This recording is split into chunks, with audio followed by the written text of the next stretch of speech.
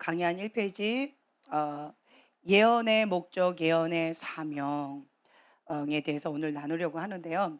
우선은 예언의 목적에 대해서 좀 먼저 어 봉독하겠습니다.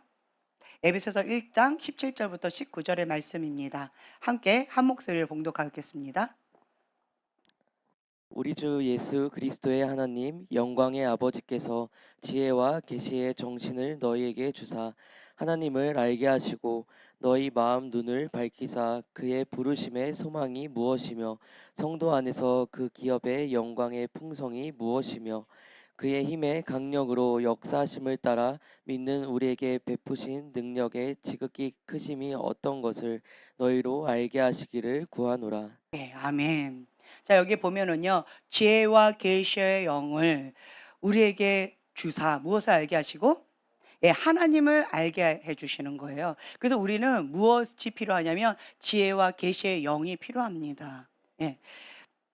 우리가 하나님 앞에 지혜를 구하며 후히 주시고 꾸짖지 않는 그분께 구하라고 하잖아요. 그것처럼 우리가 하나님의 뜻을 알기를 원합니다. 하나님의 성품에 대해서 하나님이 어떤 분인지 알기를 원합니다. 주님을 아는 것과 믿는 것 가운데 하나가 되기를 원합니다. 그래서 지혜와 계시형을 주사 하나님을 알게 하여 주시옵소서. 예, 아멘. 이 기도 제목을 붙잡고 여러분 열심히 한번 기도해 보주세요. 그러면 하나님 굉장히 기뻐하십니다. 지혜의 근본은 뭐죠? 여호와를 경외하는 거예요. 하나님 앞에 사는 거예요. 하나님을 경외한다라는 건 뭐냐면 하나님을 사랑하는 거예요. 마음과 뜻과 목숨을 다하여 하나님을 사랑하는 겁니다. 그리고 또 한 가지 뭐예요? 두려워하는 거예요. 어찌 내가 여호와 앞에 득지하리요. 그러니까 너하고 나하고 단둘밖에 없어. 혹은 나 혼자 있는 그 시간. 아무도 안 보여요. 그 혼자 있는 그 시간 가운데 죄를 짓기 쉽지요. 그쵸? 혹은 너하고 나하고 단둘이밖에 없어. 그러니까 우리 둘이 그냥 살짝 눈 찔끔 감고 죄 짓자라고 했을 때 여호와를 경외하는 자는 누가 보여요? 그렇죠. 하나님이 보인다라는 거죠. 내가 어찌 여호와 앞에 득지하리요. 하나님 앞에 사는 우리가 하나님 앞에 죄를 지을 수 없다라고 하는 거예요. 그래서 그것이 여호와를 경외하는 자의 기본입니다. 하나님 앞에 사는 거예요. 하나님 앞에. 그래서 지혜와 계시형을 주셔서 그 계시 아포콜리스라고 해가지고 이 뚜껑을 열어서 드러내다. 하나님이 어떤 분이신지, 하나님이 기뻐하시는 그 뜻이 무엇인지, 하나님이 가증히 여기시는 것이 무엇인지, 하나님의 계획이 무엇인지, 하나님께서 이것을 허락하신 이유가 무엇인지, 지금 이 시간 나에게 무엇을 원하시는지, 하나님의 전략, 예, 하나님의 방법, 하나님의 때, 하나님의 계시를 드러내 주시는 거예요. 그래서 무엇을 알게 해 주신다? 하나님 그분 자체에 대해서 우리에게 알게 해 주신다라고 하는 거예요. 오늘 오전에 말씀하신 것처럼 하나님 아버지라고 부르는데 우리가 부모님 상이 왜곡되어 있기 때문에 성경에 나와 있는 그 하나님에 대해서 우리가 액면 그대로 받아들이기 이전에 내가 알고 있는 이 박스 안에 하나님을 가두는 경우가 있어요. 하나님, 뭐 성경에 나와 있는 대로 하나님은 사랑의 하나님, 자비 하나님, 긍휼의 하나님, 뭐 오래 참는 하나님, 나와 함께 하시는 하나님, 위로하신 하나님. 오전에 보니까 좋은 말씀이 참 많이 나오더라고요. 그런데 실제로 내 무의식 가운데 내가 느끼는 그 하나님은 어떤 하나님이냐라고 했을 때 부정적인 하나님상이 클 거예요. 예, 하나님은 혼내는 하나님, 하나님은 무서운 하나님, 하나님은 엄격한 하나님, 하나님은 옥의 티를 정확하게 발견하는 하나님, 이런 식으로 하나님은 내가 싫어하는 것만 골라서 시키는 하나님, 이런 식으로 하나님에 대해서 왜곡된 상이 있다라는 거죠. 왜 그럴까요? 하나님 아버지잖아요. 이게 불의한 권위자, 내 불의한 권위자의 인간의 눈으로 보이는 불의한 권위자상이 하나님하고 이게 투영이 돼 가지고 하나님에 대해서 그렇게 왜곡되게 내가 인식한다는 거예요. 하나님도 권위자니까 내가 경험했던 그 불의한 권위자들은 자기만 아는 이기적인 분들이었어. 그러니까 하나님도 이기적이야. 왜 나보고 하나님을 위해서 살라고 그래? 하나님의 나는 뭐 로봇인가? 이러면서 나를 위하여 내가 살겠다라고 하면서 인본주의의 어떤 사람들을 많이 이렇게 나타나는데 하나님 상에 대해서 왜곡되게 하고 있어서 그렇다라는 거예요. 근데 그것을 좀 더 구체적으로 이렇게 보면 나의 부모님 상이에요.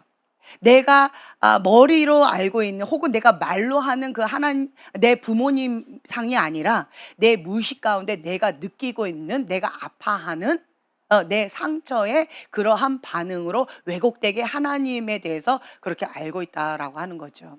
내가 잘못을 해도 하나님 그냥 눈 감아 주실 거야. 하나님은 사랑의 하나님이니까 나는 내 맘대로 살 거야. 라고 이렇게 사랑의 하나님만 외치는 그런 사람들도 있더라고요. 그리고 반면에 하나님은 공의 하나님, 무서운 하나님, 심판의 하나님. 그래서 하나님 앞에는 항상 두려움으로 가까이 하기에 너무 먼 그분. 이렇게 반응하는 사람도 많이 있어요. 여러분들은 하나님 하면 뭐가 딱 떠오르나요? 저는 오전에 하나님 하면 엄격한 하나님.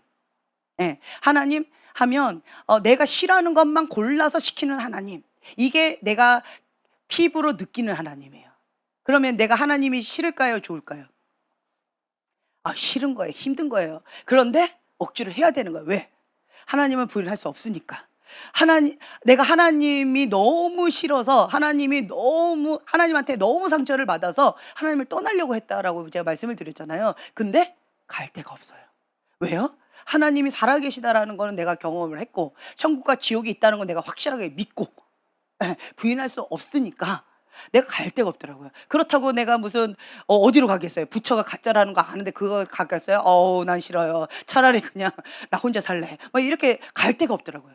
하나님 싫어요 하고 문을 탁 닫고 내가 딱 나가려고 했는데 벌판 가운데 갈 데가 없더라고요. 그래서 거기에 서 가지고 엉엉 한참 울었어요 그냥. 한참 울고 다시 뒤돌아서 천부의 의지 없어서 두 손 들고 항복하고 옵니다. 라고 울면서 주님 갈 데가 없어서 왔어요. 정말 내 신세가 정말 이렇게 불쌍하더라고요. 하나님 나 갈 데가 없네요. 하나님 싫다고 하나님 나 아프게 한다고 나 상처받았다고 하나님한테 상처받았다고 나 하나님 싫어 하고 떠났는데 갈 데가 없어요. 그래서 다시 돌아왔어요. 죽이시든지 살리시든 하나님 맘대로 하세요. 그냥 그다음부터는 내가 자포자기했던 것 같아요. 그냥 나를 하나님께 그냥 던져버렸던 것 같아요. 예. 그러면서 그냥 여기까지 왔어요. 그러면서 오늘 좀 전에 불렀던 그 찬양 있죠. 그 찬양 내가 지금까지 살았던 건 딱 한 가지였어요. 주님 앞에 예배하는 그 사람 중에 하나님이 찾는 그 한 사람이 있다면 그게 나였으면 좋겠어요. 그게 나의 배우자였으면 좋겠어요. 그게 우리 가족이었으면 좋겠어요. 그 한 사람 한 사람 하나님께서 찾는 그 한 사람 한 사람이 전 세계에 많이 있을 텐데 그중에 그 한 사람이 그중에 그 한 가정이 그중에 한 배우자가 나였으면 좋겠어요. 그게 나의 한 가지 소원이었던 것 같아요. 그래서 하나님 앞에 그 소원 붙잡고 여기까지 달려온 것 같아요. 그렇기 때문에 하나님이 찾는 그 한 사람이 나이기를 원하기 때문에 나는 순종하기 어려웠지만 죽기까지 순종을 했던 거예요. 왜요? 하나님이 찾는 그 한 사람이 나이기를 원하기 때문에 하나님이 뜻이다, 하나님이 원하신다라고 한다면 내 뜻은 아니지만 나는 차라리 죽는 게 낫다 할 정도로 너무 힘겨웠지만 그냥 나를 던진 거예요. 죽이시든지 살리시든지 주님 뜻대로 하옵소서 하고 나를 던진 거예요. 그러면 내가 피부로 느끼는 하나님은 어떤 하나님일까요? 아파요. 힘들어. 너무 힘겨워. 너무 힘들어. 그런데 하나님이 찾는 그 한 사람이 나이기를 원해요. 하나님의 그 임재 가운데 하나님 앞에 예배드리는 그 시간 주님 앞에 아신 바 되기를 원해요 라고 하는 그 마음의 소원이 있었다라는 거죠. 우리 강의한 밑에 보면은 하나님은 자기를 따르는 자에게 상 주시는 이임을 믿어야 한다. 이 말은 뭐냐면 나는 누구의 종이다? 하나님의 종이다 라는 거예요. 정체성. 나는 하나님의 종이다. 나는 하나님의 사람이다. 나는 하나님 나라 백성이다 라고 하는 정체성이에요. 나는 하나님의 자녀다 라고 하는 정체성이에요. 제가 대학교 3학년 때 제 신학생이었잖아요. 대학교 3학년 때 꿈을 꿨어요. 희한한 꿈을 꿨어요. 이거 예전에 얘기한 적이 있었는데 꿈을 꿨는데 제가 그러니까 딱 극장 같았어요. 거기가 굉장히 큰 극장이었어요. 굉장히 큰 극장에 제가 누구하고 옆에 누구였는지 기억이 안 나는데 어제 친구인가 봐요. 그 친구하고 둘이서 갔어요. 그 극장 같은데. 근데 거기에 예배 교회예요. 교회인데 극장같이 생겼어요. 그래서 거기에서 극장 같은 데 딱 앉았죠, 자리에. 조금 앞쪽에 앉았어요. 딱 앉아 가지고 이렇게 무대가 쫙 열리는 거죠. 무대가 쫙 열리면서 예배가 시작하는 거예요. 근데 그거를 이렇게 보고 있는데, 근데 예배 시작하려고 인제 하고 있는데 어떤 한 3 살에서 5살 정도 된 여자, 정말 인형같이 예쁘게 옷을, 공주님, 샤랄라 공주님 같은 옷을 입은 3 살에서 5살 정도의 아주 예쁜 여자아이가 있는 거예요. 근데 그 여자아이가 내 무릎에 탁 앉는 거예요. "어머 이쁘다. 넌 누구야?" 이렇게 한 거죠. 예배 드리고 있는데 "넌 누구야?" 그랬더니 이 아이가 내 무릎에 앉아서 나랑 같이 앞을 보고 있다가 내가 질문하니까 씩 웃으면서 나를 쳐다봐요. 그러면서 하는 얘기가 "사탄." 이러는 거예요. 내가 소름 끼쳐 가지고 얘를 밀어버리려는데 돌덩어리 같더라고요. 돌덩어리 것처럼 나한테 완전히 딱 달라붙어서 안 떨어지는 거예요. 그래서 막 밀어내다가, 그리고 꿈을 깼어요. 그래서 이 꿈을 꾸고 나서 제가 인제 영적인 어머니한테 여쭤봤어요. 그때 이제 여자 전도사님이셨는데 전사님, 전사님, 제가 이런 꿈을 꿨어요." 그랬더니 그분이 하신 말씀이, 그 아이가 사탄이잖아요, 사탄. 사탄이 나랑 친구하자고 거기 앉아 있는 거잖아요. 예. 그러니까 다른 말로 내가 세상을 사랑하고 두 마음이 있다는 거예요. 그리고 거기가 교회였잖아요. 근데 나는 뭐 하고 있었던 거예요? 예배를 드린 거예요, 구경한 거예요? 영화 관람을 하는 것처럼 예배를 이렇게 시간을 때우고 있는 거죠. 예배를 드린 게 아니에요. 그냥 영화 관람하듯이 예배를 구경한 거예요. 그것이 나의 현주소다라고 하는 그런 꿈이었던 거예요.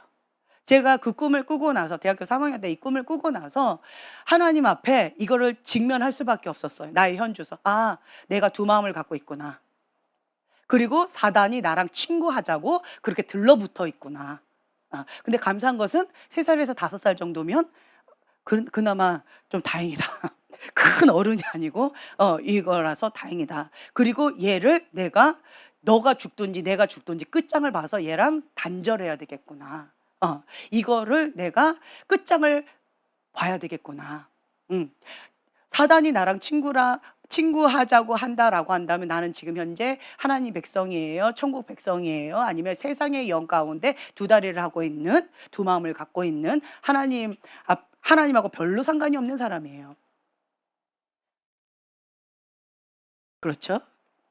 그쵸? 예. 그러면서 저희 그 영적인 어머니가 그분은 직설적이세요. 어. "너는 사탄 자녀야." 이렇게 얘기하셨어요. 예. "주여." 예. 직설적으로 얘기해 주셨어요. "너는 지금 하나님 자녀 아니야. 너는 사탄 자녀야.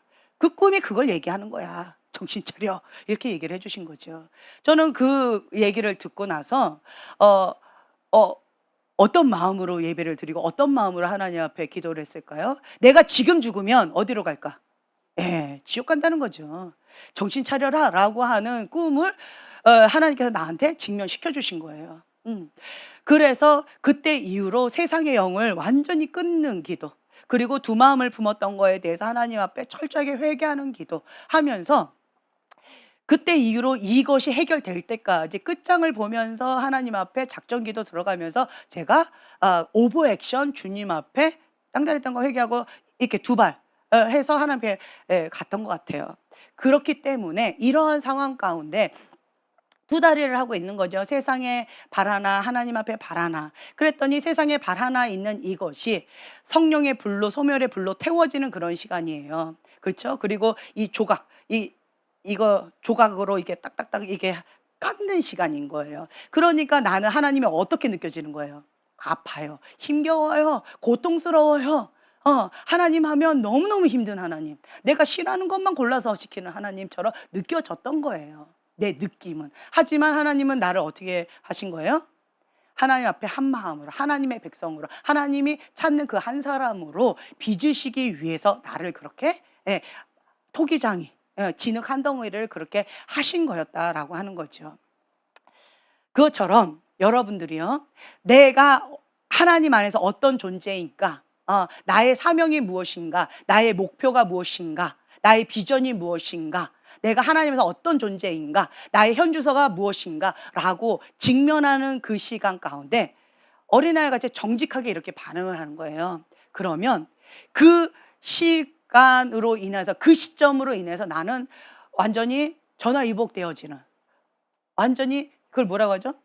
이렇게 하게 되어지는, 획일점을 긋는 그런 시간이 되어졌어요. 네. 마찬가지예요. 하나님의 말씀이, 진리의 검이 나한테 찔러 쪼개면, 나보고 사탄 자녀라고? 난 신학생인데? 나는 그래도 나름대로 지금까지 이렇게 하고 죄도 안 짓고 이렇게 살았는데 나보고 사탄 자녀라고? 어이구, 나는 너보다 더 잘났네 라고 하면서 시험 들 수도 있겠죠. 그렇죠? 인간적으로 반응할 수 있습니다. 상처에 반응할 수 있습니다. 하지만 어린아이와 같은 그 마음으로 진리의 검을 나는 어떻게 한 거예요? 받아들인 거예요. 그리고 어린아이와 같이 직면하고 이 검을 그냥 찔러 쪼개서 나 자신을, 세상에 발 하나 두었던 이 자를 죽이는 시간이 되어졌어요. 내 육이 죽고 내 영이 사는 시간이 되어졌다라고 하는 거죠. 예, 그것처럼 여러분들이 인생을 살아가다 보면 하나님에 대해서 느끼는 감정은 다양할 수 있을 것 같아요. 예, 이렇게도 느끼고 저렇게도 느끼고, 느끼는 거는 뭐 이런저렇게 본인들이 느끼는 거니까. 하지만 진리의 말씀에 의거하여 하나님을 바르게 알아야 된다라는 거예요. 예. 제가 왜 하나님 하면 엄격한 하나님, 무서운 하나님, 하나님은 나를 막 못 살게 구는 하나님, 왜 그렇게 느꼈을까요? 우리 엄마, 우리 완벽주의 엄마, 우리 엄마상이 하나님상이랑 이렇게 오버랩 되니까 하나님에 대해서 그런 부분들이 있었어요. 그리고 또 한 가지, 우리 아빠상이 또 있어요. 아빠의 또 좋은 부분. 오전에 저희 박 목사님 말씀하신 것처럼 저희 아버지는 굉장히 자상하신 분이세요. 단 한 번도 저희 아버지가 화를 내신 거를 제가 지금까지 못 봤어요. 부부 싸움을 하면 우리 엄마 목소리만 걷지 아빠 목소리 별로 안 커요. 그거 기억이 안 나요. 예. 이제 그리고 저희 아버지는 저를 너무나도 이뻐해 주셨어요. 아침에 출근하실 때 항상 저한테 용돈을 항상 주고 가시고, 퇴근하실 때 항상 양손에 먹을 거든 선물이든 무슨 장난감이든 뭘 항상 들고 오셔, 매일. 예, 이러셨던 분이세요. 그리고 부엌에서 밥 이렇게 해 주시고.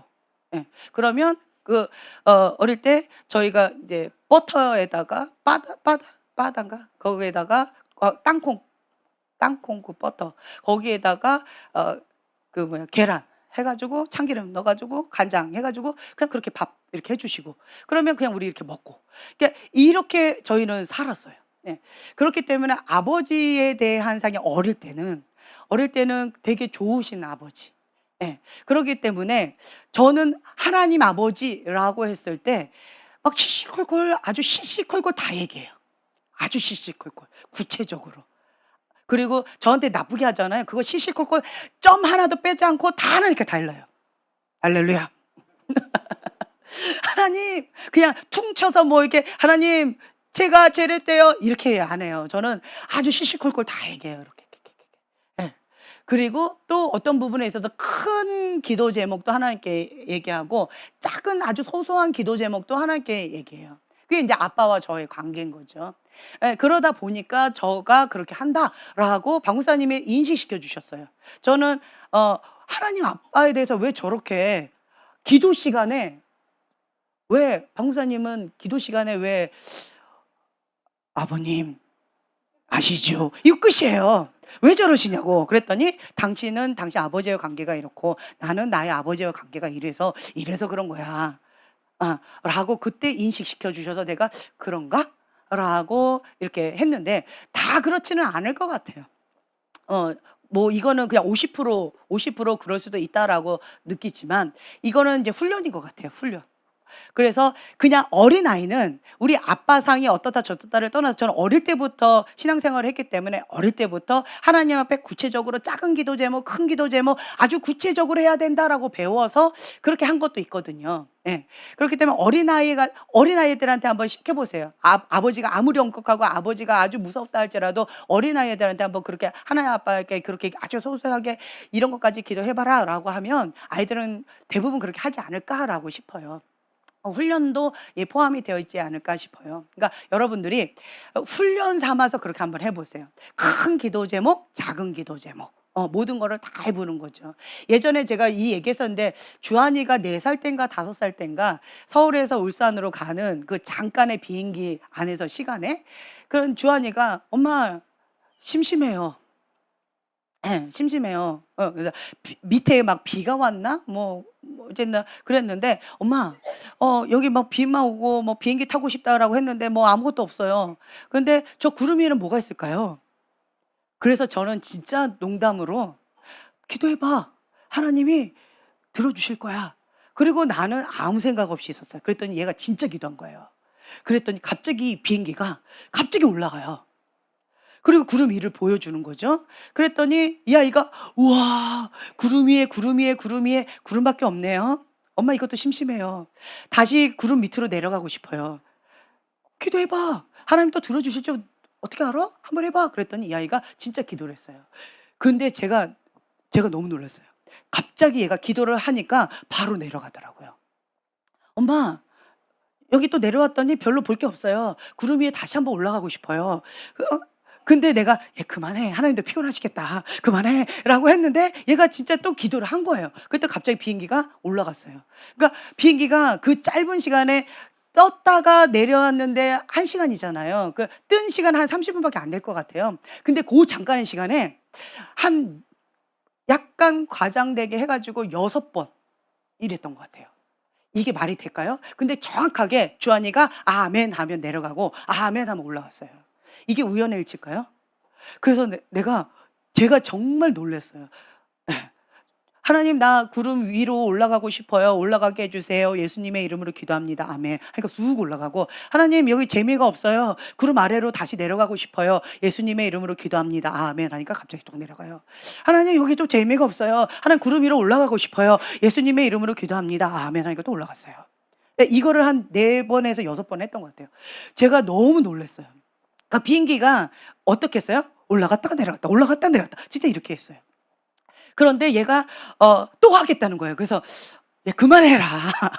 그만해라. 하나님 이 정도 했으면 됐지." 그랬더니 이 떠 있는 요 시간간에 계속 이렇게 하고 장난치면서 가고 싶다는 거예요, 심심하니까. 그런데 다행히 이렇게 하다가 인제 "도착합니다." 이러면서 내려가더라고요. "어머 인제 끝났네." 이렇게 되어졌어요. 예. 정말 신기한 체험을 했었어요. 그래서 그때 제가 느꼈던 게 어 하나님은 진짜 어린아이의 기도, 어린아이와 같이 정말 믿고 기도하는 자의 기도를 들어 주시는구나.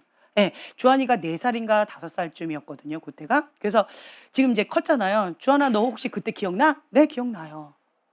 그렇게 얘기를 하더라고요. 어린아이와 같이 그러한 순수한 믿음을 가지고 "내 믿음대로 될지어다."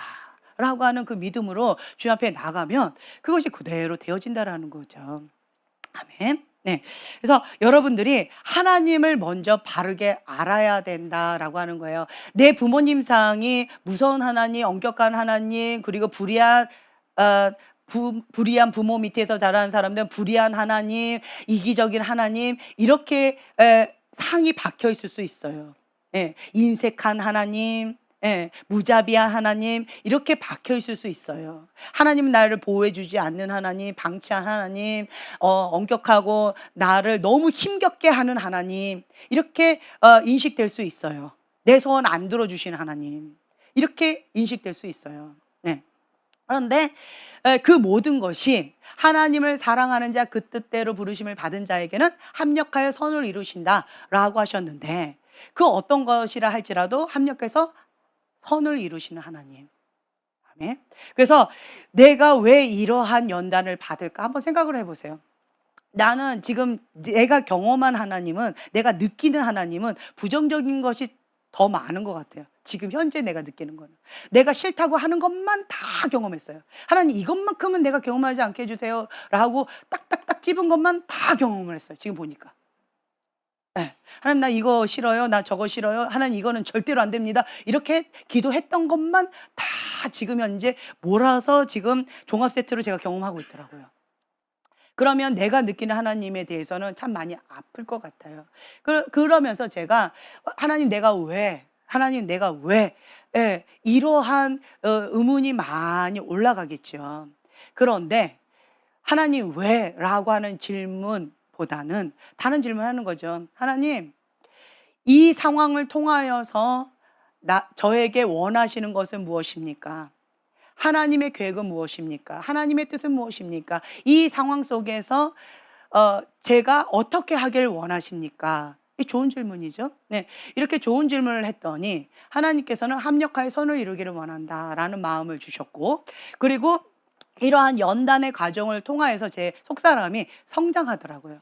예전에는 온실 속에서 자란 화초 같은 느낌, 혹은 이 우물안 개구리 같은 느낌, 그리고 이 깍쟁이 같은 이 좁은 그릇, 요런 것이었죠. 그리고 내 입맛에 맞는 사람들만 딱 잡고 그렇게만 살았어요. 예. 그랬는데 이 연단의 과정을 통하여서 제가 그릇이 넓어지고 깊어지고 높아지고 이렇게 좀 관용적인 이러한 그릇으로 좀 바뀌었더라고요. 그리고 나의 관심사는 이러한 부류의 사람인데 하나님의 관심사의 사람으로 나의 눈을 하나님께서 바꿔주시더라고요. 예수님이 이 땅 가운데 오신 목적이 뭐래요? 의원은 어디에 필요하다? 예, 병든 자, 예, 소외된 자, 가난한 자, 예, 이러한 자들에게 필요하다. 그래서 예수님 이 땅 가운데 오셨다라고 하는 그 주님의 사명, 주님의 그 마음을 우리에게 부어주길 원하시는 거예요. 나는 잘 나가는 사람, 나는 이런 사람 저런 사람을 원하잖아요. 내 스타일이 있잖아요. 그런데 하나님은 그건 너의 스타일이고 나는 이것을 위해서 이 땅 가운데 왔다. 내 마음을, 내 비전을, 내 꿈을 너가 사기를 원한다라고 하는 나의 생각과 하나님의 생각이 다르니까 그 모난 부분을 계속 깎아내리는 거죠.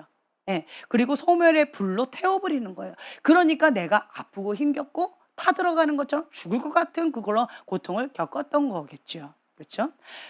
그래서 고집이 세면 혹은 너무 단단하면 너무 견고하면 그러면 많이 아프더라고요. 그래서 제가 느낀 거는 어차피 할 거 빨리 순종하자. 제가 배운 건 이거 하나예요. 그냥 맞고 순종하지 말고 맞기 전에 순종하자.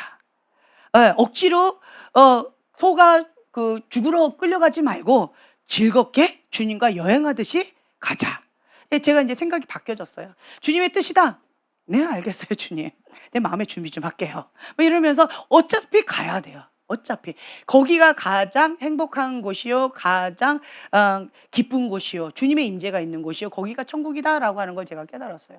제가 지금까지도 되게 하나님 앞에 회개하면서 후회했던 그것이, 제가 그 얘기했잖아요. 제가 인생 살아가면서 두 번 불순종을 했었는데, 첫 번째 거는 그래도 말씀드렸고 두 번째 거도 캐나다에 3년 안에 돌아와라라고 했는데, 그때 제가 사랑이를 임신한 상태에서 맨 땅에 헤딩을 하라고 하니까 제가 도저히 못 가겠더라고요. 예. 임신 안 한 상태에서 맨 땅에 헤딩하라 그러고 한다면 가겠는데, 근데 임신한 상태에서 맨 땅에 헤딩하라 그러니까 그건 내가 감당이 안 되는 거예요. 그래서 주님, 내가 그래도 어느 정도 자리가 좀 생기거나 초청을 받거나 어떤 뭐가 루트가 있으면 그러면 갈게요. 주님, 그 길을 열어주세요 라고 제가 조건부를 달았는데 조건부가 안 열렸어요. 그냥 다른 어떤 곳에서 학교장 하라고 계속 3년 내내 우리를 콜링했던 어떤 분은 계셨지만 그 자리는 맨 땅에 헤딩하는 자리였거든요. 그래서 그거 말고 다른 데를 좀 주세요라고 했는데 안 주셨어요. 그래서 제가 못 갔거든요. 그랬는데 지금 그게 2007년도에 우리가 한국에 왔으니까 2009년도, 2010년도, 예, 3년이 딱 2010년도. 2010년도부터 지금까지 저는 아굴 골짜기를 지금까지 왔어요. 그러면서 제가 한 가지 고백이 있어요. 내가 임신한 상태에서 거기에 순종하겠다고 맨 땅에 헤딩하는 거기가 지옥같이 느껴져서 주님 못 가겠어요 라고 했는데, 주님, 차라리 거기가 천국이었겠네요. 예. 지금 내가 여기서는 정말 소돔과 고모라였어요. 예. 뭐 물질이면 물질, 한 달에 몇백만 원씩 그냥 막 왔어요. 예, 한 달에 막 500, 그때 당시 평균으로 한 200만 원이 평균치다라고 한다면 저희는 뭐 이렇게 조금만 하면 막 500만 기본은 그냥 왔어요. 더 벌 수도 있을 정도로. 그리고 물질은 엄청나게 왔었어요. 명예도 엄청났었어요. 예. 그리고 뭐 성적인 타락도 할 수 있는 그런 환경들도 있었어요. 뭐 쾌락을 마음껏 즐길 수 있는 그런 환경도 있어요. 완전 소돔과 고모라였어요, 환경적으로는. 그런데 여기가 지옥이고 거기가 천국이었더라고요. 그래서 제가 2010년도부터 지금까지 주 앞에 무엇을 고백했을까요? 주님이 가라는 그곳이, 임신해 갖고 맨 땅에 헤딩하라고 했던 그곳이 내가 느끼기에는 지옥같이 느껴져서 내가 불순종을 했는데, 근데 주님 거기가 천국이고 여기가 소돔과 고모라, 여기가 지옥이네요. 여기가 지옥이네요. 주님 용서해 주세요. 주님 용서해 주세요 하면서 지금까지 제가 왔어요. 그러면서 제가 하나님이 말씀하신 그 자리, 하나님께서 말씀하시는 그곳이 천국이다. 그리고 하나님께서 말씀하시면 하나님께서 책임지신다. 예. 라고 하는 거, 순종이 제사보다 낫다. 순종해야지 산다. 예. 순종하는 길만이 천국에서 사는 곳이다.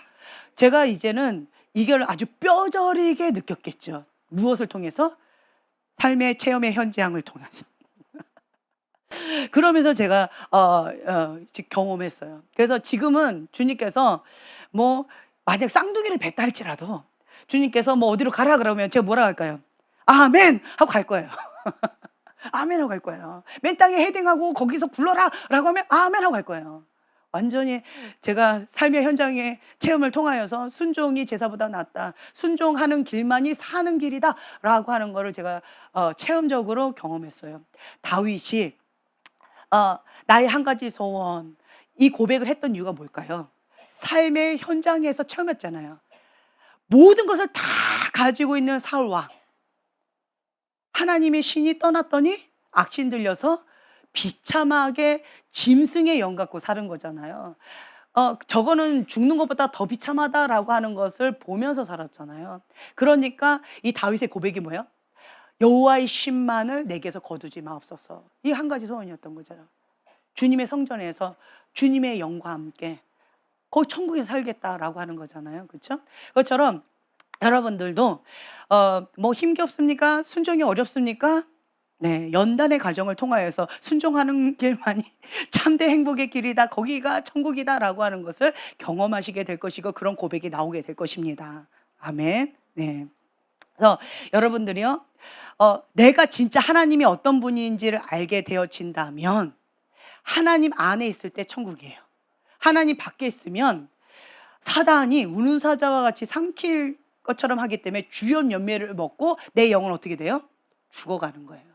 내 영이 죽어가는 거예요. 왜 여기가 지옥이었을까요? 소돔과 고모라에서 모든 것이 다 주어졌는데, 부귀영화가 다 주어졌는데 왜 지옥이었을까요? 영이 죽어가는 거예요. 왜요? 불순종으로 인해서 영이 죽어가는 거예요. 네.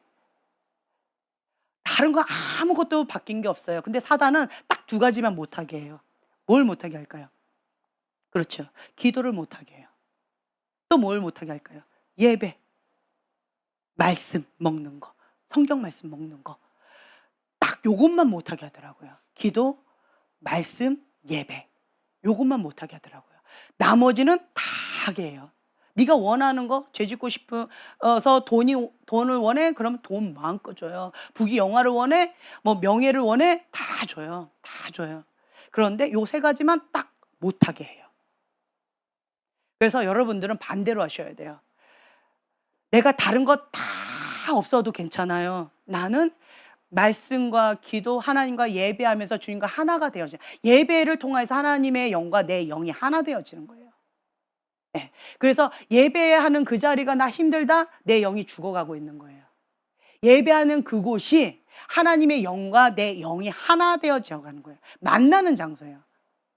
그래서 하나님의 사람은 예배하는 그곳 가운데 내 영이 살기 때문에, 주님과 만나기 때문에, 그래서 예배하는 그 자리에 사모함이 생겨요. 근데 반대로 내 영이 서서히 잠들고 있다, 죽어가고 있다라고 한다, 은혜가 떨어지고 있다라고 한다면 벌써 이 세 가지가 싫어져요. 기도하는 게 귀찮아지고, 말씀 먹는 게 힘겹고, 예배하는 그거 여기까지 와서 예배 드려야 돼? 유튜브로 그냥 가볍게 들으면 안 되나? 꼭 교회까지 와서 기도해야 돼? 그냥 그 근처에서 그냥 대충 이렇게 기도하면 되지 않나? 이런 식으로 안일함에 빠지게 돼요. 타협하려고 하는 그런 습성이 생기게 돼요. 이게 뭐예요? 무슨 신호예요? 네, 잠자고 있는 신호예요. 내 영이 잠자고 있는 신호예요. 그리고 내 영이 서서히 죽어가고 있다라고 하는 신호예요. 네. 기도하지 않아도 나는 살만해요 라고 하는 것은 내 영이 지금 현재 잠자고 있다는 거예요. 잠자고 있어요. 지금 현재 저쪽에서 우리가 훈련을 받고 있잖아요. 뜨겁게 기도합니다. 그런데 이제 한 가지 안타까운 게 뭐냐면 기도할 만하면 기도 줄을 좀 잡을 만하면 자꾸 끊어요. 깊이 들어가려면 자꾸 끊어요. 기도의 흐름을 못 하더라고요. 성령님의 흐름을 못 하더라고요. 영적인 감각이 좀 없더라고요. 근데 하나님의 임재는 강하게 임하더라고요. 그래서 제가 참 이게 뭘까? 이 영적인 감각은 없는데 왜 하나님의 임재는 이렇게 강하게 임할까? 은혜가 이렇게 강하게 임할까? 제가 혼자 이제 또 궁금해서 또 연구해 봤어요. 주님 뭘까요? 그랬더니 이 마음이 순수해요. 예, 마음이 순수하고 하나님을 사모하는 마음, 하나님을 향한 열정이 참 예뻐요. 그러니까 하나님이 임하시는 거예요.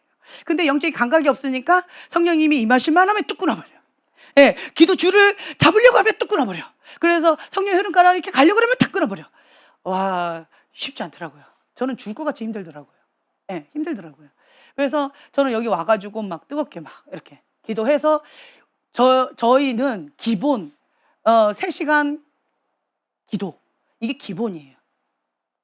이 기도의 맛을 한번 본 사람들은요, 기도하지 않으면 죽을 것 같이 힘들어요. 나는 기도하지 않아도 살겠는데요? 그건 영이 잠자고 있어서 그런 거예요. 영이 지금 잠자고 있기 때문에 그냥 살만한 거예요. 혹은 내 영이 죽은 거예요. 그래서 괜찮은 거예요. 아니면 영적인 문둥병이 걸린 거예요. 영적인 문둥병이 걸렸기 때문에 이런 감각 자체가 없는 거예요. 근데 계속 기도하지요. 계속 기도하면 갈라디아서 5장 16절부터 17절까지 함께 봉독하겠습니다. 갈라디아서 5장 16절부터 17절까지 함께 한 목소리 봉독합니다. 내가 이르노니 너희는 성령을 쫓아 행하라. 그리하면 육체의 욕심을 이루지 아니하리라. 육체의 소욕은 성령을 거스리고 성령의 소욕은 육체를 거스리나니 이 둘이 서로 대적하므로 너희의 원하는 것을 하지 못하게 하려 함이니라.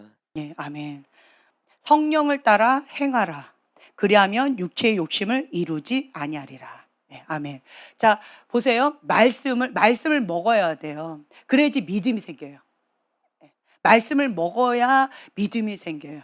네, 믿음은 들음에서 와요. 그러니까 말씀을 먹어야지 이 믿음이 자라가게 되어져 있어요. 그리고 말씀을 먹어야지 분별력이 생겨요. 하나님의 진리의 말씀인지 거짓된 건지 분별력이 생겨요. 이건 기본적으로 말씀을 먹은 사람들의 기본이에요. 예, 말씀의 사람, 믿음의 사람. 말씀의 사람, 말씀의 분별력이 기본적으로 있어요. 분별의 은사가 있습니다. 분별의 은사가 없다 할지라도 말씀의 사람은 이 말씀과 일치하는가 그렇지 않은가로 기본적으로 분별하는 은혜가 있어요. 은혜가 있습니다. 예, 말씀을 이제 먹어야 되고, 그리고 또 한 가지는 우리가 기도해요. 예, 기도를 하면 내 영이 하나님의 영과 만나는 거예요. 예, 정령 죽으리라. 뭐가 죽은 거예요? 영이 죽은 거예요. 영이 죽으면 짐승의 본능을 따라 살아요. 영이 죽었더니 악신 들렸잖아요. 그렇죠? 하나님의 영이 떠나니까, 내 영이 죽으니까 짐승의 본능이 생기는 거예요. 그래서 여러분들 보세요. 육신의 소욕, 그리고 성령의 소욕, 이게 반비례해요. 짐승의 본능이 뭐예요? 먹는 거. 그리고 또 뭐예요? 자는 거. 그리고 성욕. 또 뭐가 있어요? 짐승의 본능이 있잖아요. 그렇죠? 예. 그런 짐승의 본능으로 사는 거예요. 육체의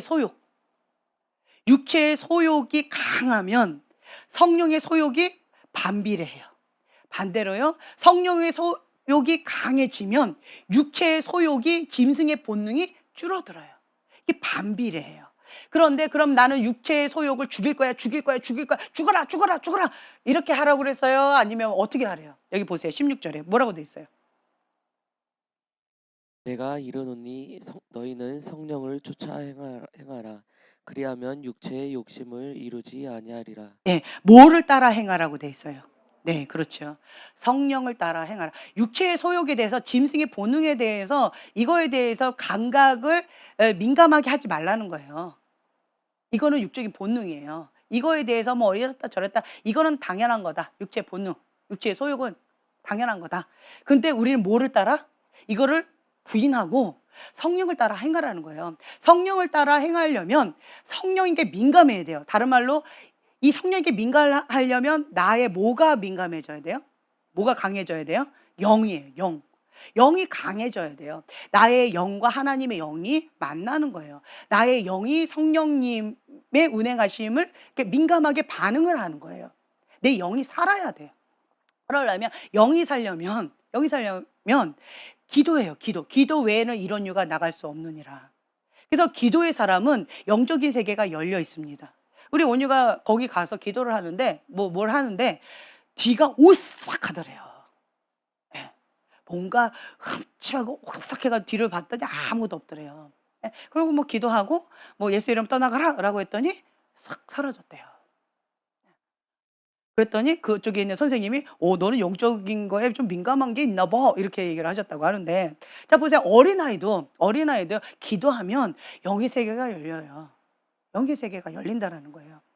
그러니까 기도의 사람은 영의 세계가 열려요. 기도의 사람은 영적인 사람이에요. 기도의 사람은. 그러니까 영적인 사람인데 기도하지 않는다? 그거는 거짓말이에요. 네. 믿음의 사람인데 말씀을 먹지 않는다? 그것도 거짓말이에요. 말씀과 믿음이 연결되어 있고요. 기도와 영, 계시, 이게 연결되어 있어요.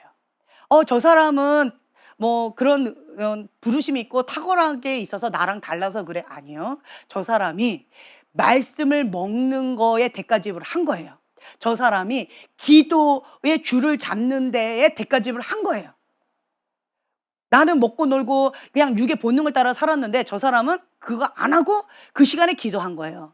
그거 안 하고 말씀을 먹은 거예요. 대가지불을 한 거예요. 내가 심은 대로 그대로 열매가 내 안에 있게 되어지는 거라는 거죠. 그렇기 때문에 여러분들, 우리는 결과물 참 원하잖아요.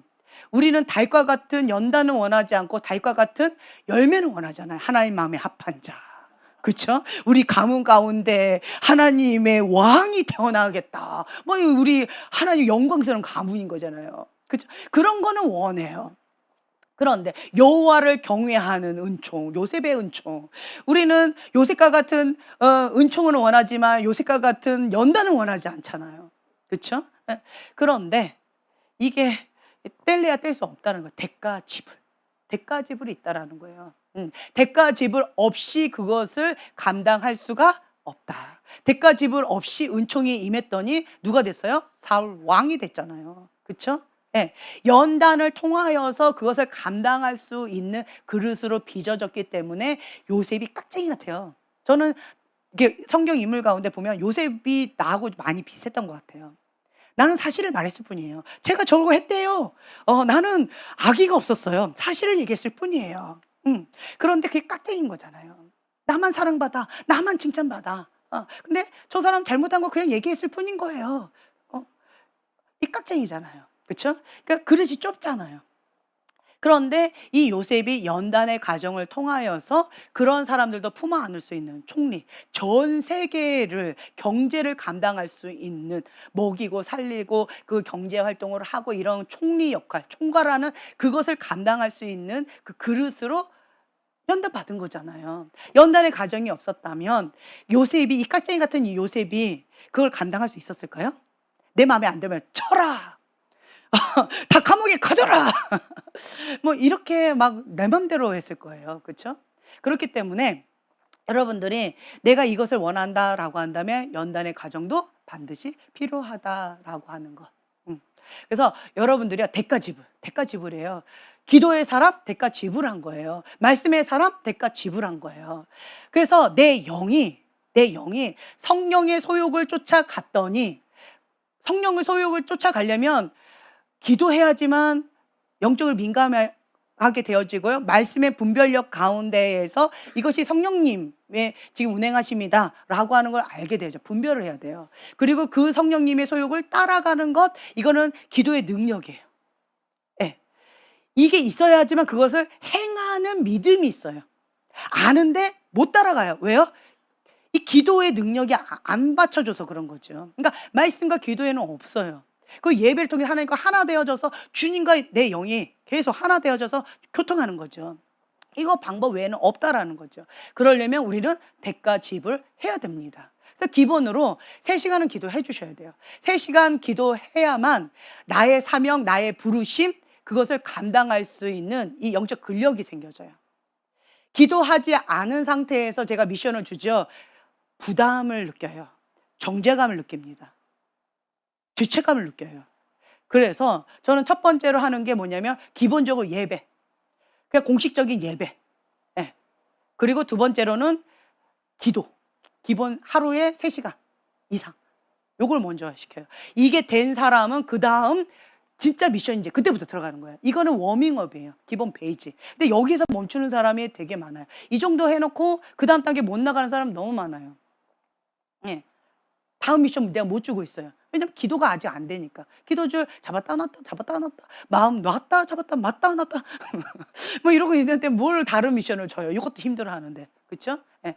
그렇기 때문에 여러분들이 내가 하나님의 사람이다 라고 하는 그 사명감이 있으면 먼저 기본적으로 네 베이직이 먼저 깔려져야 돼요. 그래야지 그 사명을 감당할 수 있어요. 예, 정말 쉽지 않더라고요. 정말 쉽지 않아요. 지금 제가 계속 말씀드리잖아요. 예수님이 주인입니다라고 고백하는 그 사람들을 지금 하나님께서 연단시키셔가지고 지금 하나님의 사람으로서 준비시키고 계시다고. 그래서 이곳 가운데 하나님 앞에 이렇게 오케이 이렇게 받은 사람들 있죠. 그런 사람들은 은총의 선물을 받아요. 근데 그렇지 않은 사람은 밀가루에 까부러져요. 이게 이렇게 되고 저렇게 돼요. 근데 여러분들 가운데에서 인생이 안 풀리십니까? 뭔가 조금 힘겨우십니까? 그러면 내 마음 가운데 두 마음이 있을 가능성이 높아요. 그리고 하나님이 원하신 그 뜻 가운데 순종이 좀 어려운 경우가 있어요. 그러니까 딱 한마디로 우리가 말할 때 바벨론 음녀라고 제가 표현하고 있는데 두 마음, 음녀예요. 음녀, 음란함. 내 안에 음란함이 쑥 올라온다. 두 마음인 거예요. 예수님도 주인이고 우상 숭배가 뭐가 있는 거예요. 그럼 두 마음이에요. 그리고 음란, 영적인 음란 그리고 실질적인 음란 다 연결되어 있어요. 네, 우상 숭배 이거 다 연결되어 있어요. 그러니까 음란의 영 이게 있는 거고요. 두 번째 뭐였어요? 거역이에요. 모든 것이 하나님부터 왔다. 거역. 순종이 참 어려워. 내 안에 욱욱 올라오는 이 거역의 영이 있는 거예요. 네, 그러면 이제 요거가 있고 그 미혹의 영이 있어요. 미혹의 영이 뭐가 옳은지 안개 딱 껴가지고 힘겨운 그런 게 있고. 세 번째는 뭐예요? 죽음의 영, 미움이에요. 미움, 죽음이에요. 그래서 누가 미워, 막 너 죽고 나 살자라고 할 만큼 누군가가 미워, 얄미워, 막 미워 죽겠어 이런 것들이 있어요.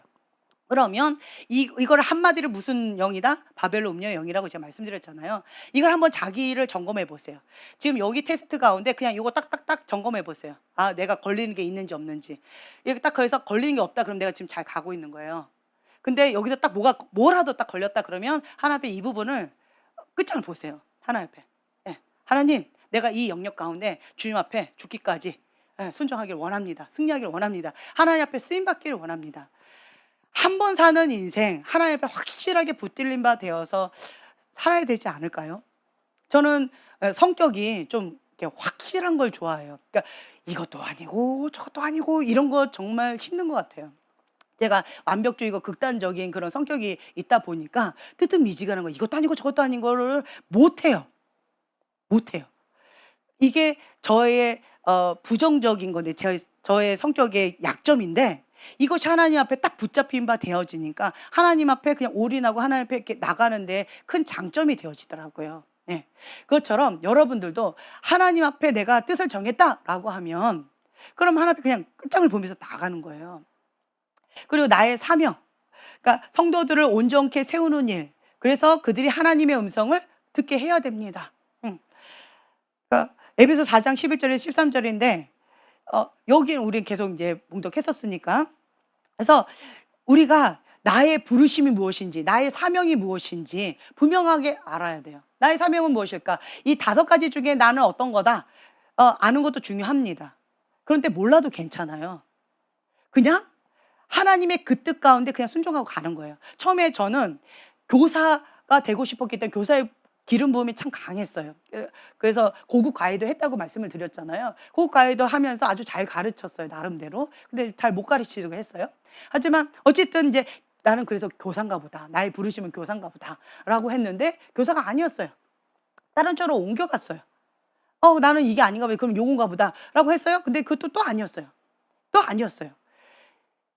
그럼 나의 부르심은 뭐야? 헷갈려. 이렇게 저는 혼동을 갖지 않았어요. 나의 부르심 그 이전에 기름 부음인 거예요. 기름 부음. 그러니까 사도적인 기름 부음, 선지자적인 기름 부음, 그 복음 전파적인 기름 부음, 목자적인 기름 부음, 교사적인 기름 부음. 그 기름 부음으로 나를 훈련시키신 거예요. 연단시키시는 거예요. 그래서 나는 어떤 부르심 이런 거를 떠나서 그냥 기름 부음으로 하나님께서 나를 빚으시고 훈련시키시고 연단시키신다라고 생각하고 나에게 맡겨진 지금 현재 최선을 다했던 것 같아요. 최선을 다해서 지금 현재는 주님께서 저에게 목양적인 기름 부음 그거를 계속 가르쳐 주고 계셔요. 목양적인 기름 부음 가운데 계속 가르쳐 주고 계셔요. 나의 부르심이 그런 목양적이냐? 그건 아니에요. 그래서 부르심 이렇게 너무 거창하게 이런 거 안 하고 그냥 기름 부음. 지금 나에게 원하시는 그것 거기에 그냥 포커스를 맞췄어요. 그래서 하나님은 나에게 지금 목양적인 기름 부음을 주시길 원하신다. 그렇기 때문에 나는 목양적인 기름 부음 가운데서 하나님의 그 뜻 가운데 나는 순종해야 된다. 배워야 된다. 이거를 회피하지 말자. 직면하자. 돌파하자. 내 걸로 만들자. 이러면서 그냥 가는 거예요. 나의 현재에 그냥 최선을 다하는 거예요. 그것처럼 그냥 여러분들도 이 오중진 가운데서 나는 뭐지? 막 너무 거창하게 이렇게 생각하지 마시고 지금 현재는 나 모르겠다라고 한다면 그냥 기름 부음을 생각하세요. 내 마음에 어떤 영혼을 향한 뜨거운 마음을 주세요. 그럼 나는 지금 현재 어떤 기름 부음이에요? 영혼, 복음 전파. 그렇죠? 영혼 구원. 영혼을 향한 그런 마음이다. 그럼 복음 전파예요. 복음 전파적인 기름 부음이에요. 그럼 지금 그냥 이렇게 해석하시면 돼요. 나에게 지금 하나님께서 복음 전파적인 기름 부음을 주기를 원하시는구나. 그 영혼을 향한 뜨거운 하나님 아버지의 열정을 나에게 부어주길 원하시는구나. 라고 그냥 그거 하나만 붙잡고 막 최선을 다하세요. 그리고 나는 지금 현재 누굴 가르쳐주고 싶어. 좀 가르쳐 주자. 어저께는 제가 조금 심심해서 주판을 들고 우리 애들을 가르쳐 주려고 딱 갖다 놨어요. 그랬는데 뭐 방학 숙제를 안 했다고 그거 한다고 어쩐다고 하고 하루를 다 보내더라고요. 그래서 뭔가 가르쳐 주고 싶었는데 실패했어요. 그러면 뭐예요? 나는 뭔가 가르쳐 주고 싶어. 막 이걸 가르쳐 주고 싶어. 막 이러면 나는 교사적인 기름 부음이 있다. 그러면 하나님께서 나를 통해서 교사적인 기름 부음을 통해서 다른 사람을 살리는 거예요. 왜 배워요? 남 주자고. 그러니까 뭔가 이렇게 자꾸 주는 거예요. 뭔가 이렇게 베푸는 거예요. 섬기는 거예요. 그리고 또 어떤 분은 또 뭐가 있을까요? 나는 막 어떤 사람을 예배. 나는 막 예배하는 게 너무 행복해. 다른 사람은 나보고 뭐 돼지 멱다는 소리라고 그러고 피아노 띵 이런다고 하지만 나는 그냥 피아노 띵띵 하면서 막 찬양하는 게 너무 좋아. 나 혼자 예배하는 게 너무 좋아. 다른 사람이 뭐 하든 나는 하나님 앞에 예배하는 게 너무 좋아. 이러면 나는 어떤 기름 부음이에요, 지금? 예언적인 기름 부음이에요. 그러니까 예배자 그리고 예수님의 신부 그리고 예언적인 거. 하나님의 음성 뭐 이런 기타 등등 이런 것들 있죠. 중보자 이런 거. 이런 거는 예언적인 기름 부음이에요. 어떤 영혼을 향해서 나보고 뜨겁게 막 기도하라는 막 중보의 부담감을 주셔. 그러면 예언적인 기름 부음이에요. 그러면 나는 지금 현재 하나님께서 나에게 예언적인 기름 부음을 그러니까 주길 원하신다. 이렇게 해석하라고요. 나에게 예언적인 기름 부음을 주기를 원하시는구나. 그럼 나는 지금 현재 내 자리에서 최선을 다해서 그냥 최선을 다하는 거예요. 그러면 예언적인 기름 부음이 나에게 막 부어지면서 내 거가 되어진다라고 하는 거예요. 그처럼 그리고 목양적인 것도 마찬가지고 뭐 사도적인 것 나는 우선 밀어붙여 돌파 뚫어 뭐 이렇게 하는 거 그게 나는 너무 행복해. 근데 이제 문제는 사도적인 기름 부음이 있는 사람은 반드시 뒤에 누가 필요하더라고요. 뚫기만 하고 뒷감당 안 하시는 경우가 많아서 누가 하나가 필요하긴 해. 그래서 아무거나 뚫지 마시고 하지만 영적으로는 많이 뚫어버리세요. 영적으로는 돌파해버리세요. 그래서 나는 뭔가 지금 돌파하고 뚫어버리고 그리고 뭐 이렇게 해버리고 파쇄해버리고 막 이렇게 돌진하고 이런 것 가운데 나는 그 마음이 있어. 내 뭐 머리 위에 뭐가 이렇게 있는 거 나 너무 힘들어. 그냥 다 파쇄해버리고 다 뚫어버려. 뭐 이런 것들 있죠. 뭐 사도적인 기름 부음 가운데 하나님께서 나에게 주기를 원하시고 뭐 어떤 전략들 사업가적인 어떤 전략들을 주시는, 이것도 이제 사도적인 기름 부음이거든요. 나에게 그런 걸 주시길 원하시나 보다라고 나는 막 영적으로 막 돌파 전진 이러면서 이게 나가는 거예요. 이런 것들이 있어요. 요즘에는 저는 어떤 마음을 주시냐면 사울이 바울 되는 기름 부음. 저는 요즘에 이걸 놓고 기도해요. 그러니까 사울이에요. 그런데 이 사울이 예수님 만나서 바울이 되는 거예요. 이런 기름 부음을 저는 사모하고 있어요. 그래서 이거 놓고 좀 막 기도하고 있어요. 하나님, 탕자가 예수님 만나서 하나님의 아들로서 하나님의 사람으로서 그렇게 나아갈 수 있는 그 기름 부음, 나는 그게 너무 원하는 거예요. 그래서 그걸 놓고 막 기도하고 있어요. 근데 그게 안 돼 가지고 막 힘겨운데, 그런데 어찌 됐든 이 기름 부음을 어떻게 기도하면 쌓여요. 쌓여요. 쌓여요. 눈물과 비례한다고 생각하시면 좋을 것 같아요. 눈물로 주님 앞에 막 기도하잖아요. 기도가 올라가요. 예, 눈물이 계속 바닥에 쌓이는 것처럼 기름 부음이 계속 쌓여요. 영적으로 기름 부음이 계속 쌓여요. 내 눈엔 보이지 않아요. 예, 하지만 기름 부음이 쌓여요. 그래서 주님, 그 죽어가는 그 영혼을 향하여서 주님의 손이 얹어졌을 때 살아나는 역사 있게 해주세요 라고 기도하면 내가 예수님의 이름으로 손을 얹는 거예요. 그럼 그 영혼이 살아나는 거예요. 우리가 왜 지금 속사람 치유하고 저기 가서 왜 사역을 왜 해요? 돕는 거예요. 하나님의 그 부르심의 자리에 갈 수 있도록 하나님과 나 사이에 막혀있는 그 장애물을 제거해 주는 거예요. 주님의 그 뜻 가운데 순종하기를 힘들어하는 그 장애물을 제거해 주는 거예요. 네. 그리고 내 영이 소멸되어져 가고 있다. 내 영이 뭐 주눅 들어져 있다. 뭐 힘겹다 이런 것도 그거를 살리는 거예요. 살아나게끔 하는 거예요. 활성화시키는 거예요. 하나님이 기뻐하신 그 뜻 가운데 이 하나님께서 주시는 것들을 활성화시키고 소멸의 불로 하나님부터 오지 않은 것들 다 태워버리는 거예요. 그래서 하나님의 사람을 온전케 되게 하기 위해서 우리가 정말 마음을 쏟아서 지금 섬기고 있잖아요. 그렇죠? 뭔가 대가를 바라고 하는 게 아니에요. 하고 나면 그거 하고 나죠. 그러면 우리는 영적 전쟁이 굉장히 치열해요. 대가집이 굉장히 큽니다. 예, 대가집이 굉장히 커요. 처음에는 우리 형제님이 축사 사역하고 아무 생각 없이 하시더라고요. 제가 항상 뭘 강조했어요? 사역자는 전후 기도. 근데 이분이 그거를 자꾸 간과하더라고요. 그러니까 하나님이 나를 자꾸 기도시켜. 그래가지고 형제님 막 기도하느라고 내가 좀 힘들었었어요. 예. 그래 아무리 기도하라고 나 기도를 안 해. 그래가지고 어떤 경우는 막 얻어 터져서 와. 자기 삶을 막 쑥대밭이 돼. 그 왜 그렇죠? 내가 속으로 말도 못 하겠고, 주여 이걸 뭐라고 해야 되나? 또 막 쑥대밭 됐다고 나 안 할래 이러면 또 안 되고, 주여 어떻게 해야 되나? 막 이러면서 그러면서 전후에 반드시 기도하셔야 돼요. 하셔야 돼요. 하셔야 돼요. 했더니 요즘에는 그래도 사역하고 와서 저 기도하고 갈게요 하고 기도하시더라고요. 할렐루야. 감각이 좀 생기신 거예요. 예, 많이 맞았죠. 그러니까 이게 대가지불이 있어요. 우리가 사역을 축사 사역하잖아요. 치유 축사할 때 그러니까 예언 사역은 그렇게 대가지불이 크지는 않은 것 같아요. 그냥 하나님 예레미야처럼 정말 눈물의 선지자처럼 예언 사역은 그 영혼을 향한 주님의 마음을 가지고 그냥 중보하는 걸로 그냥 끝나요. 근데 치유 축사는요. 정말 치열한 영적 전쟁이에요. 치열한 영적 전쟁. 깨어 있지 않으면 벌써 여기 막 쑥대밭이 돼 있어요. 화살 맞고 나는 막 도끼로 여기 찍혀 있고 막 영적으로 굉장히 힘겨운 싸움들이 되게 많아요. 그럼에도 불구하고 우리가 하는 이유가 있어요. 그만큼 가치가 있다라는 거죠. 그만큼 사단이 싫어한다는 거예요.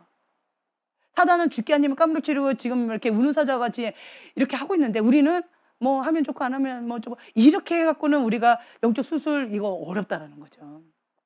그래서 전후로 우리 대가집이 굉장히 큽니다. 예. 전에도 사역하기 전에도 치열한 영적 전쟁 해야 되고요. 기도해야 되고 하고 나면 더 철저하게 정말 깨어서 기도해야 돼요. 예. 이런 것들이 있거든요. 자기 관리 철저하게 해야 되는 이런 것들이 있어요. 그럼에도 불구하고 하는 이유가 뭐냐면 그 한 영을 향한 주님의 마음을 우리에게 주셨기 때문에. 예. 그래서 하는 거예요. 그래서 그 가치를 아는 사람은 지금 속사람 치유 받거나 아니면 사역 받는 그것을 정말 소중히 여기고 준비하고 받으세요. 근데 아무 생각 없는 사람은 그거 효과를 잘 이렇게 못 얻어내는 사람도 있더라고요. 그런 사람들 보면 조금 안타까움이 있어요. 예. 그 가치를 알고 내 걸로 취하시면 참 좋을 것 같아요. 예. 그래서 여러분들이요. 다른 거 다 잊어버리셔도 되고요. 내 영이 살아야 돼요. 내 영이 살면 지금 여기 16절에 나와 있는 것처럼 성령을 따라 행하라. 예. 성령을 따라 행해. 성령께 민감해져야 돼요. 기도의 사람, 말씀의 사람, 하나님의 사람은 하나님의 영의 운행하심을 우리가 알아야 돼요. 하나님의 영을 따라가는 자예요. 하나님의 영의 인도함을 받는 자가 하나님의 아들이잖아요. 성령님의 운행하심을 따라가야 돼요. 그걸 민감해야 돼요. 그러려면 기도해야지만 영의 민감함이 있어요. 예. 그래야지 우리가 성령의 소욕을 따라 우리가 살아갈 수가 있다라고 하는 거예요. 그러니까 이것만 기억하세요. 나는 다른 거 다 모르겠어. 근데 그냥 하나님의 말씀 따라 순종해야 돼. 행하는 믿음이어야 돼요. 죽은 믿음으로는 우리는 살아갈 수가 없어요. 죽은 믿음의 사람은 거짓의 영, 미혹에 잡혀 있어요. 근데 이 말씀을 내가 내려면 기도하지 않으면 그거 불가능하거든요. 그래서 우리가 기도하는 거예요. 그냥 시간 때우려고 하는 게 아니에요. 하나님의 말씀을 살아내기 위해서 하는 거예요. 그 말씀을 살아내려면 기도하지 않으면 우리는 살아낼 수가 없기 때문에 주님 앞에 간절하게 사모하는 마음으로 기도하는 거예요. 근데 어떤 경우는 영적인 문둥병에 걸려가지고 이런 감각조차도 없으면 참 내 영이 지금 잠자고 있다는 거예요. 예. 우리 교회는 그런 사람 없기를 예수님의 이름 축복합니다. 예, 영적으로 깨어서 우리가 영에 민감한 사람, 성령의 소욕을 따라서 하나님의 아들됨, 하나님께도 인정받고 내 영도 충만하게 다른 사람도 도와주는 그러한 사람이 되길 예수님의 이름 축복합니다. 기도하고 마치겠습니다. 주님 감사합니다. 하나님의 아들을 믿는 것과 아는 일에 하나가 되어서 온전한 사람을 이루어 그리스도의 장성한 분량이 충만한 데까지 이루기를 원합니다. 우리에게 지혜와 계시형을 주셔서 하나님을 알게 하시고 나의 마음의 눈을 밝혀주셔서 하나님의 그 뜻을 분별할 수 있도록 나의 부르심의 소망이 무엇인지 내가 하나님 안에서 어떤 존재인지 그 사명 감당할 수 있도록 주님 강건적으로 붙들어 주시길 원합니다. 우리를 통하여서 하나님 홀로 영광 받아 주시옵소서. 감사드리며 예수님의 이름으로 기도합니다. 아멘.